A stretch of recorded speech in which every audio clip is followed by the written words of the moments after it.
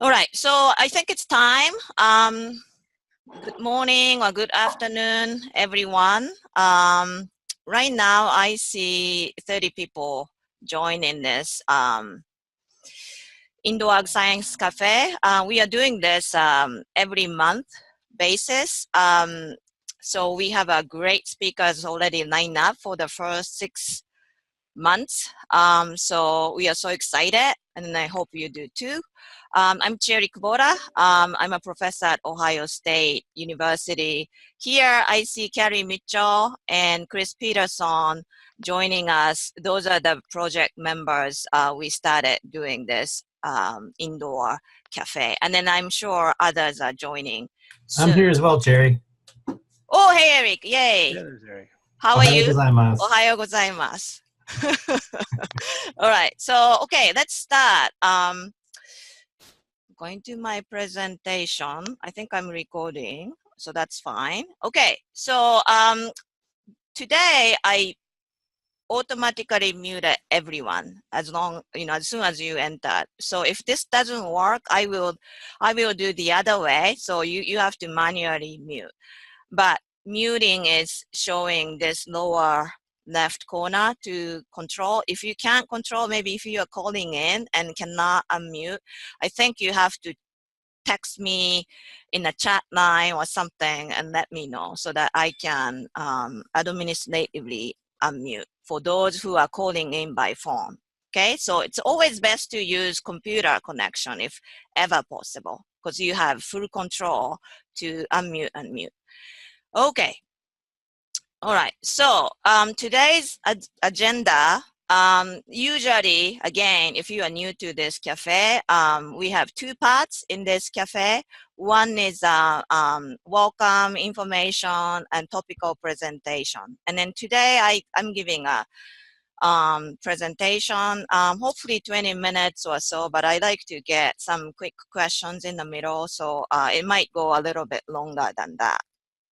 And then recording will be up to this point, and then beyond that, it's just open discussion, including Q&A for that first part of presentation. So with that, let's go to the, first of all, the schedule. 2019 Forum Series, we have already lined up speakers.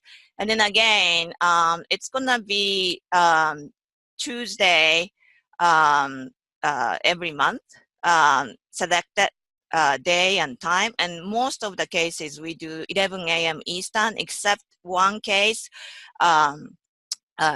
But anyways, let's go through. So the February is 26, Tuesday, 2 p.m. Eastern. This is not the usual time because speaker is from New Zealand. Tarindu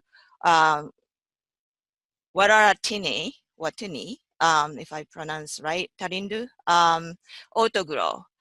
And March 19th is 11 a.m. again. Chris Peterson from Ohio, Michigan State University. Sorry, Peter. Chris, my brain is not working. Chris is going to talk about economics. Great presentation we are expecting. And April 23rd is going to be by Murata Chira from University of Arizona. He's going to talk about air circulation and most likely HVAC system. And then the following one, May 21st, again, Tuesday, Roberto Lopez, Michigan State University. He's going to talk, if I understand correct, he's going to talk about a baby green production and herbs in electric lighting. And then the June one is going to be another industry talk. Nate Story from company Plenty, is going to give their story about indoor crop production. And then we are currently not scheduling any cafe for July. Personally, this is a busy month, one of the busy months with a lot of conferences, so just wanted to avoid that July. And then we will schedule more cafes beyond that, basically August to August to November, December time. So, okay. And then a few more information pieces here. Conference workshop events and networking opportunities. So I have 3 conference information if you are interested. The first one is a workshop by Dr. Greenhouse, HVAC foundationals for indoor farms. And that's, I believe it's a 1-day, whole day conference and learning about design fundamentals for HVAC system for indoor, so including greenhouse and then also electric lighting conditions. The second one is the more scientific symposium. It's in France in June. Greensys 2019, and many of us scientists go there to share the scientific information. This is originally for greenhouse conference. Researchers working on greenhouse production. But now I think expanding more and then inclusive for indoor controlled environment also. And then the third one, I don't have complete information yet, but I had the Verti Farms 19, the first ISHS International Workshop on Vertical Farming, which is scheduled October 13th to 15th in Wageningen University in the Netherlands. If anyone has any information on this conference, speak up, because I couldn't find the calendar in the ISHS site. Chieri, I know a little bit about it, although the details are still being worked out. Okay, so it might be a very interesting conference. I think so, yeah. I saw a preliminary, they have quite a few invited speakers, about 10. Great. Covering a wide range of engineering and horticultural topics. So good. From what little I've seen, it should be good. Okay, good. All right. So with that, any other conference workshop information among the participants if you want to share? This is a time for conference workshop event information. All right. Now, then my talk. Okay, I have to warn you, this is a number-rich presentation. So I hope you don't get, tired at the end of this presentation. I really hope so. But good thing is it's recorded, so you can always go back and review the point you couldn't understand at the first time. So anyway, so the working with numbers to assess your productivity is my title. And then 2 variables I want to present here: grams yield per kilowatt hour electrical power consumption, and then also grams yield per mole PAR, per photosynthetic active radiation. Okay, here you go. So this is one chart. I think I cropped from the Indoor Crop Production 2nd edition, published in 2017. Indoor AgCon white paper. And as you can see, well, original reference is Kozai's book, Plant Factory, I think 2016 publication, or 17 or 16 publication. But you can see that electricity, I can hear someone's microphone, but I don't know who it is. Oh, there you go. I just mute it, okay? If I hear anything I can identify, I can do the muting. Anyway, so 28% is the highest percentage out of the operational expense plus depreciated capital expense. But anyway, it's a big cost item, so usually indoor ag growers want to know how much electricity they need to expect to produce certain number of crop or certain kilograms of crop. The rest is going to be labor and materials and packing and other costs. And then I would usually expect this part is not be so different. It's not going to be so different from greenhouses, but that's a separate argument. But anyway, so electricity is the largest portion. With depreciation included, it's about 30%. Without, then it's gonna be 40% or so. No, yeah. So or more than that. But anyway, so that's the important portion of that cost. Oops, I'm trying to. All right. So what do you use electricity for indoor production? So the electricity is used for mainly for lighting, but not just lighting, because as soon as you put the lights in a closed system, you need to start cooling, and then HVAC system consume a lot of energy. And then the light portion of the light is used to convert, carbon and water and small nutrients added into your final produce. So there are two conversions included, but what you want to know if you're planning indoor or you want to assess your productivity, you want to compare how much electricity is put into your system, and then also how much yield you are getting. So for that understanding, gram yield per kilowatt hour is the most straightforward assessment to evaluate your crop productivity, or use as a benchmark to design your indoor facility. Again, it's a harvestable fresh weight per electrical power consumption kilowatt hour. Although it is most ideal number, the difficult part is difficult to find. So there's no publicly available information, as far as I know, telling that what is the grams yield per kilowatt hour, except you figure out somehow by yourself. So I did a little search, and among limited information, I could identify Kozai in his textbook telling that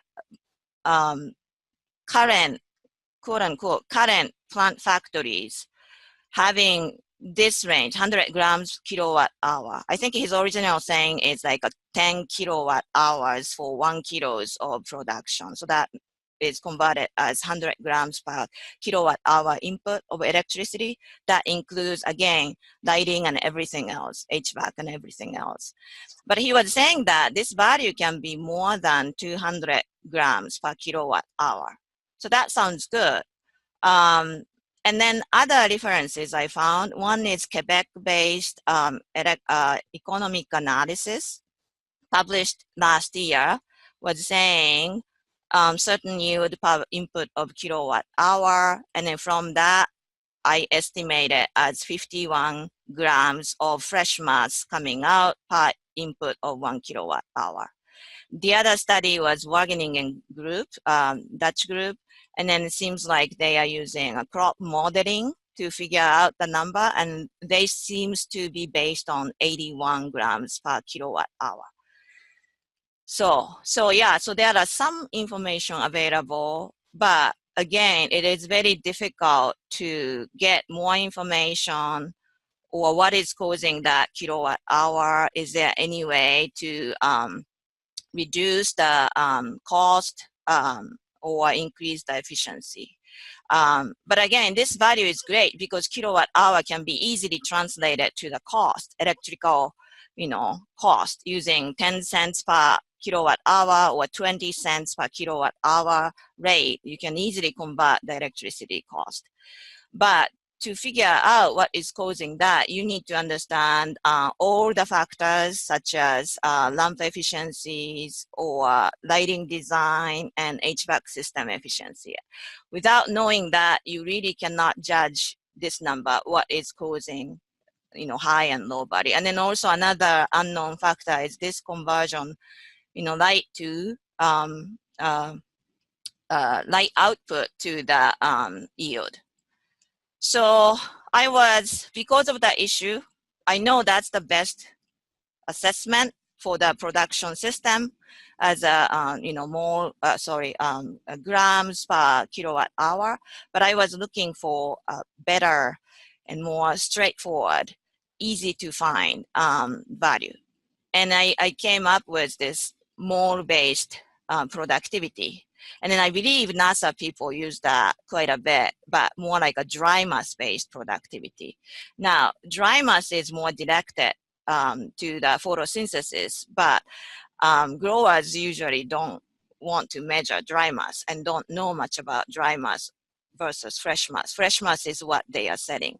So anyway, so I went to the idea of daily light integral because, well, first of all, if you're not familiar with daily light integral, what it is basically the total photons of photosynthetically active radiation per day received per certain area. It's a unit area, and then usually we use metric, so the square meter per day. And then this value is directly or highly correlated with growth rate. So if you have the DLI, and then assuming everything else is fine and not limiting the growth, then growth is pretty much, correlated with DLI. And an indoor growing system, DLI is rather simple to find.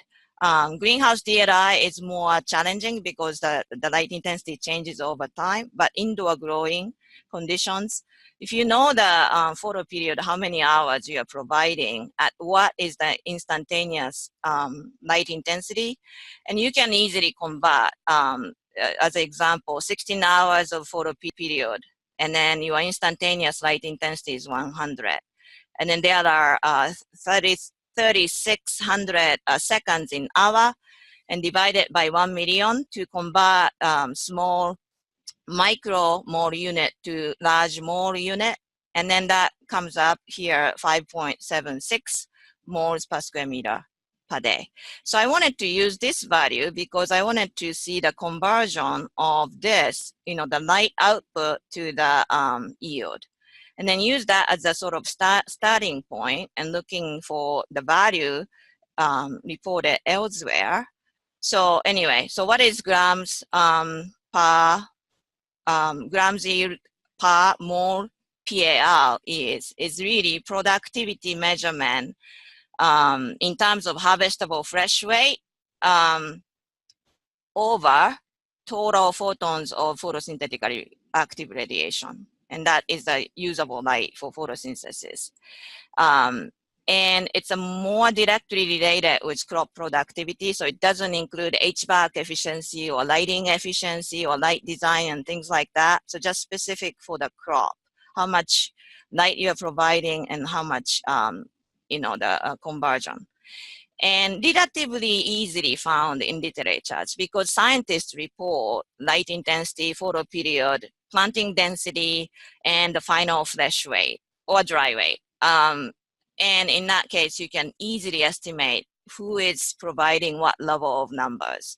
For example, if the yield is reported as 3 kilos per square meter, this can be maybe something like 100 grams per plant, but the density was 30 plants per square meter. And combining those two numbers, you can estimate per square meter yield.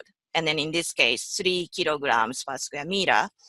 And then if you are getting that number after 30 days of cultivation with, this is a simple, just, example, 30 days of cultivation at 15 moles of DLI, then grams per mole productivity can be computed as 6.7. The equation is here. So the 3 kilos per square meter is 3,000 grams per square meter divided by 30 days times 15 DLI, and that the result is 6.7 grams per mole. So if you know this number, or if you find the number of your crop of interest, you can use that as a baseline. And then what you can do is something like what if scenario analysis. What if I can get 18 moles per square meter per day DLI instead of 15? Or what if I can't afford, and then it has to, the DLI has to reduce to 12? What is the impact to my yield? That kind of potential yield analysis can be done with this number. And then also, if you have a good understanding of system and then sort of estimate how much efficiency we have in terms of our lamps, um, or lighting design, are we wasting photons by illuminating wall or walkway? That's a lighting design issue. And then HVAC systems, how much we call COP or coefficient of performance. So how much energy you need to expect to reduce the temperature by all this, HVAC system, AC unit and fans and everything. So if you can do the sort of guesstimation or estimation, then you can actually convert this number, grams per mole, all the way to grams per kilowatt hour. All right. Are you okay so far? I hope so. All right. More coming. All right. So let's find grams per yield per mole per. Again, this is more straightforward. Simple ratio, as you see in my previous slide, just grams per square meter yield per one cycle crop. And then also how much per or cumulative DLI. So it's no longer daily, but total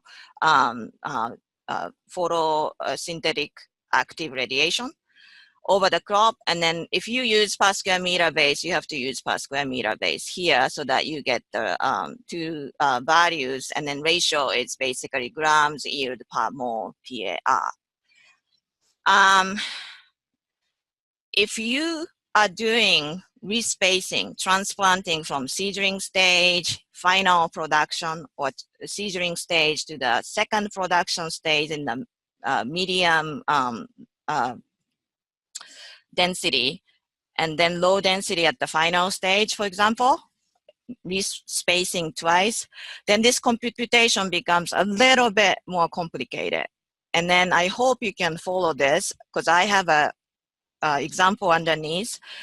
So when you need to reconsider, when you need to consider respacing to find the grams yield per mole PAR, what you need to find out is, this is probably new terminology for you, total area days per plant. And what it is, it's basically how much space and how many days in that space one plant is occupying in your production system. You can find that with the respacing schedule. So the planting density changes, every whatever week, or you can find that value based on the schedule. And then instead of per square meter based total PAR, you need to really come up with per plant based total PAR. And then to do that, you need to find this first number, total area days per plant.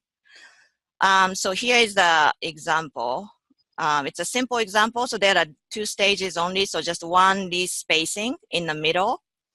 Initially, seedling stage, 2 weeks or 14 days, planting density 400 plants per square meter, and DLI was 15 during that stage. Stage 2, transplanted into the final production system, and then that density is 40 plants per square meter, 21 days to harvest, and then DLI is 15 mole per square meter. So the first step you need to do is finding space occupied per plant. So this is very simple, just the inverse of your planting density. So 400 plants per square meter, therefore 1 over 400 equals 0.0025 per square meter. Same thing, 1 over 40 is 0.025 per square meter. So that's the space per plant during each stage. Now, total area time used per plant. So this is a concept, not just the space, but have an additional dimension, which may be difficult to understand, but space times days. So we use square meter days. So if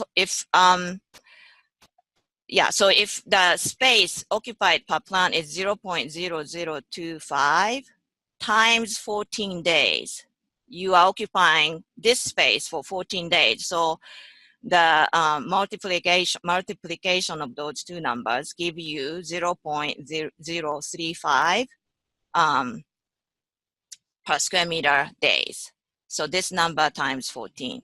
And then the second phase is again, this 0.025 is a space occupied per plant times 21 days gives this number. And then the summation of that is the whole production cycle area days, square meter days. And then you know the final yield per plant, that's your data, 80 grams per plant, or reported data in the literature, 80 grams per plant fresh weight. Now you need to find this per input per plant base rather than per square meter base. To do that, you use this number, area days, and then also DRI set point. So in our first situation, area days is 0.035, and then DRI is 15. So the per input per plant for the whole, 14 days of stage 1 was 0.525 moles of per provided over one plant.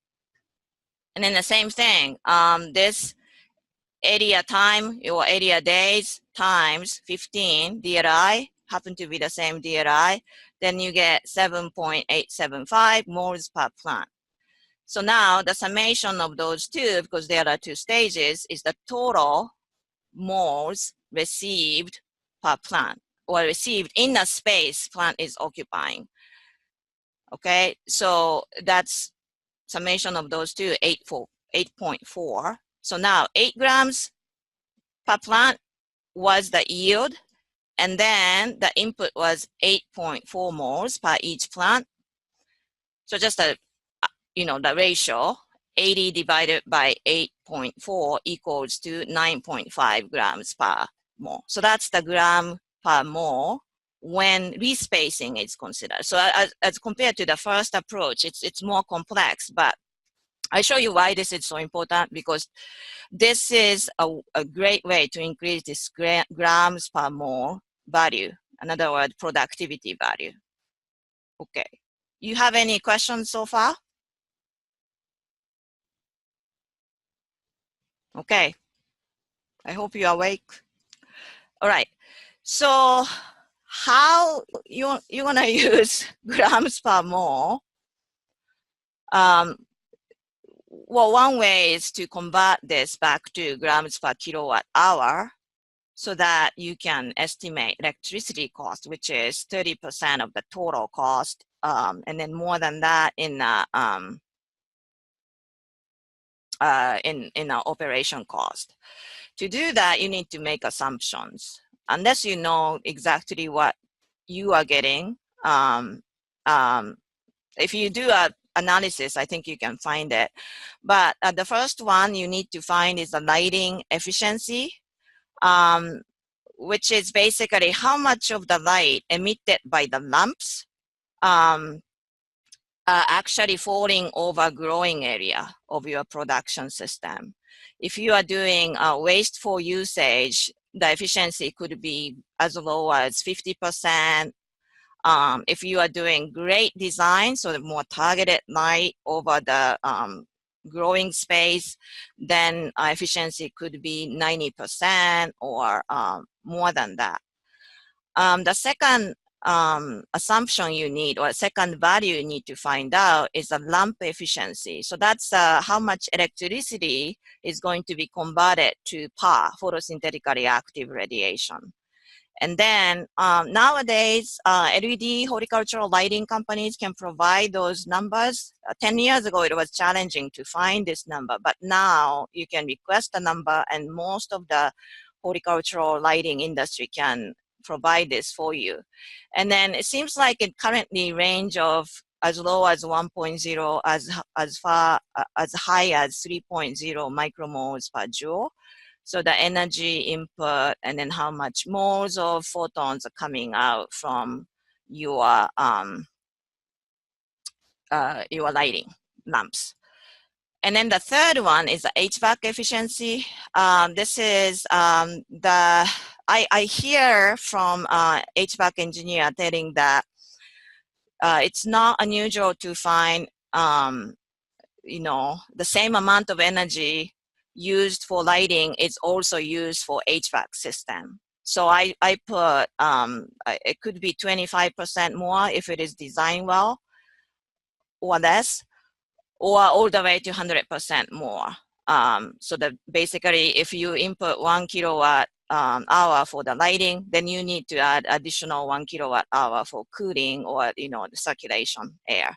So this is again your design-based assumption. So let's use 9.5 grams per mole as the starting point. You found either a little experiment or a literature analysis. And then let's assume 90% lighting efficiency. You're not wasting outside of growing area. And then in that case, 10% is wasted. So 10% less productivity. So now instead of 9.5, it is 8.55 grams per mole of the light input. And then the second one is the lamp efficiency. I use the high end 3.0 micromoles per joule conversion.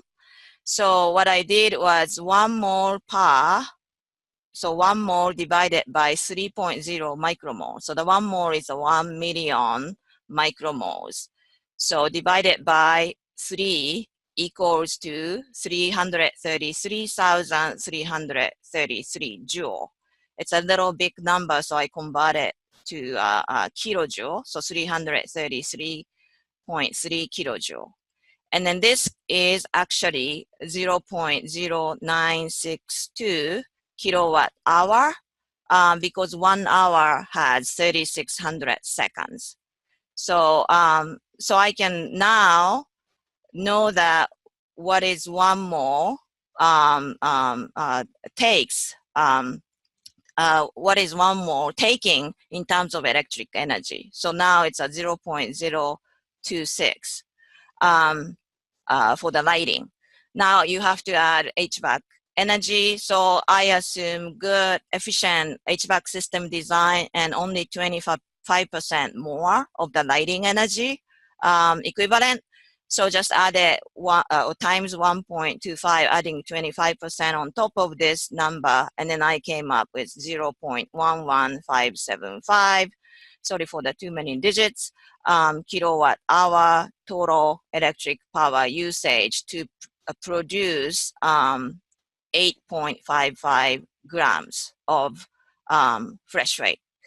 So divided by those two numbers, right? 8.55 divided by this number, and then now I get 73.9 grams per kilowatt hour.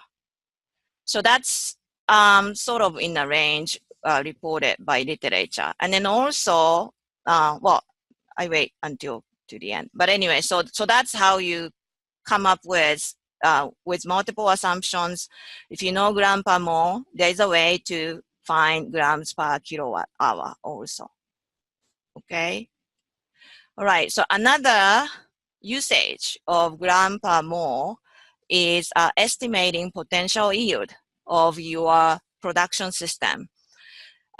You need to decide what target DLI you want to provide. Is that going to be 8 or all the way to 15 or more? If you are respacing, you have to come up with per plant base. But if you are just per square meter base, simple analysis, you are just based on per square meter DLI base. And then you need to find production cycle or production schedule, and then planting density or area per plant if you are doing respacing. So how do you do that? Let me show you in 2 examples. The first one is without respacing. So it's a very simple. You're not going to transplant anything. The plants are in and out. Second example is more complex, as I said earlier, respacing, so that you are saving the area to produce, and then also saving light energy because you don't have that much space in between plants at the beginning. But anyway, so let's say difference value is 6.7 grams per mole without respacing. And then if you want to apply 15 moles of DLI every day for 35 days, and let's see how much grams you can get. And the first step is just multiplication of DLI times days, and that gives you 525 moles per square meter. And then this value is that every single mole can generate 6.7 grams. So now you have 525 moles. So just multiplying those two numbers now, 6.7 times 525 is a 3,517 grams per square meter, which is 3.5 kilos per square meter. So that's a one cycle crop yield, 35 days. So you can assume 10 cycles and multiply by 10 and then 35, you know, annual yield, for example. You can do that way. And then also, if you want to find the head volume or the weight per head or harvested head, then you can do using planting density, final planting density, 40 plants per square meter, for example, and then just divide this 3,517.5 by this 40, and then you get average per plant yield is, in this case, 87.9 grams per plant. So that's quite useful. You can play with DLI and then cost, because you can, again, go from here to kilowatt hour if you want to. Example 2 is, again, respacing is considered. So you have to do per plant based. If you know this is a respacing based data, you have to use that for respacing cases. And then if you know the per input per plant respacing based, that's again finding out your assumed schedule. What is the DLI for the first stage, second stage, and third stage? What is the density of those stages? And then you come up with the total PAR per input per plant.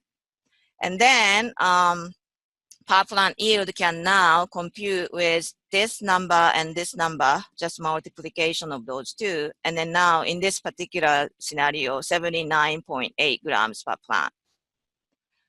And then in addition, if you know this respacing, the good thing is that area days per plant value, such as in the previous example, 0.560 square meter days, actually you can find the productivity of a given space. Let's say you have a 1,000 square meter growing space, including all the tiers and everything.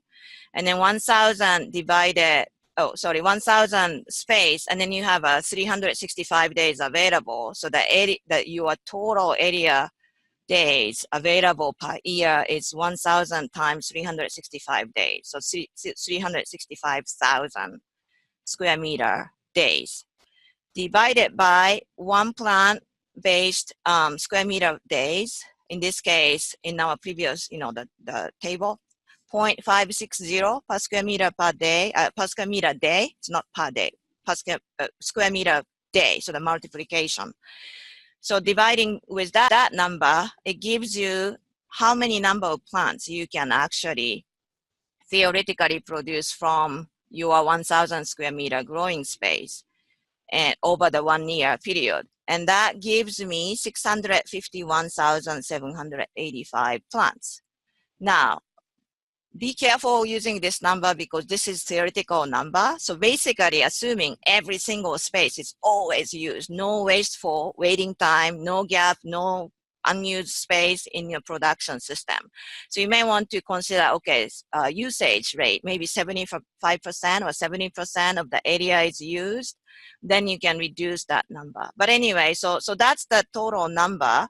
And then once you know the total number you can produce in your system, you already know the per plant yield, and just simply multiplying those number per year times yield per plant, and that gives the total yield per year estimated theoretically. So that helps you to either compare with the current situation or compare with someone else, or consider something like a new crop. You only know the gram per mole and then how many days to take or something like that. So that's quite useful, at least in my opinion. Anyway, all right, so what kind of values are available out there? So you really have to look for density information, final crop yield per plant, and then also DLI applied. If any respacing is done, then you have to adjust that by using a per plant based analysis.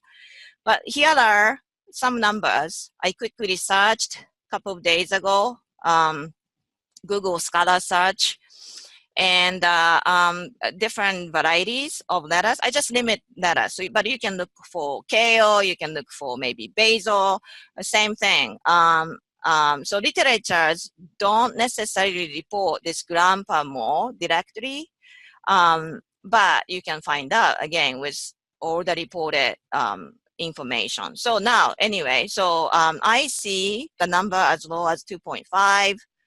All the way to 15.2. If I use this super large number, 15.2 in here, and then just plug into, assumptions-based conversion from gram per mole to gram per kilowatt hour, I just confirmed that what Kozai was suggesting, could be more than 200 grams per kilowatt hour. Achieving that number is not impossible. So it's actually possible. You can see that in these numbers. All right. So some factors affecting this grams per mole. This is one good example, wasteful usage of photons. So dealing with that is very important to improve that grams per mole. And then typically it's a respacing is a straightforward approach. Particularly, so this is a sort of growth curve. It's actually projected leaf area, but it's kind of growth curve. And then you see that initially plants are growing really slow, leafy greens are, and then just pick up. That's why initially you get a lot of waste of photons. And then this analysis I presented in a conference some years ago showing grams per mole without respacing. Gram per mole goes up to a little bit higher than 10 when one respacing was done in this scenario. Twice done, then it goes beyond 15. So respacing actually does include that grams per mole conversion because you are saving photons by starting with high density and then reducing the density toward the end. And then this one is originally, that strategy was originally suggested by Carrie Mitchell, Purdue. And then if I consider theoretically the target lighting situation, so basically only the plants are receiving and nothing else, the light. And then in that case, I could come up with a very high grams per mole productivity, which is exceeding 25. So that's quite remarkable. So, and then also another thing, a good thing, I think most of the greenhouse growers doing respacing because they can produce more out of the same space. So anyway, so that's the good thing of respacing or transplanting. But sometimes, the labor is another issue if automation is not available. So it's probably that this is a little bit too much information, but actually there are two ways to find grams per mole. In this presentation, I did the simple method, so just the final yield and basically the total par received over time base and 2 ratio. Another way, probably more scientific way, is a correlation. So you have, for example, 4 data points, and then I did a simple analysis and averaged out. Versus this one, plotting all these 4 sets of data, so whatever the cumulative par versus yield, so the 4 sets, and then linear regression, and then see what is the, in this case, slope, and slope is indicating grams per mole, and more, I guess, accurate linear regression, because plants are not really growing linearly, so you are sort of forcing linear regression over the plant, which is growing more exponentially. So that's this case. So, but I think as long as you stick with one method, you can do this. That. All right. So as a summary, electric power consumption and its cost, the greatest OPEX, operational expense.